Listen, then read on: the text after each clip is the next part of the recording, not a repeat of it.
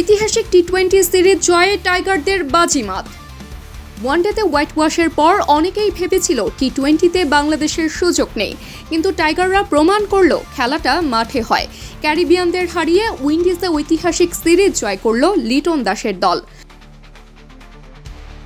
প্রথমে ব্যাট করে বাংলাদেশ 129 রানের সংগ্রহ তোলে, কিন্তু এই রানও কেমন করে জয়ের মতো হয়ে উঠল?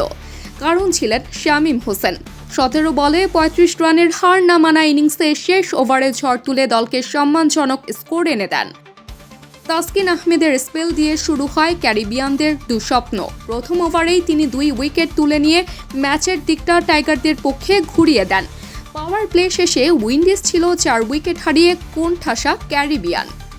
এটা শুধু একটি ম্যাচ নয়, উইন্ডিজে বাংলাদেশের জন্য ইতিহাস। লিটন দাসের নেতৃত্বে টাইগাররা প্রথমবারের মতো ক্যারিবিয়ান মাটিতে টি-20 সিরিজ জিতল। এমন জয় আমাদের ক্রিকেটের জন্য নতুন দিগন্ত উন্মোচন করেছে।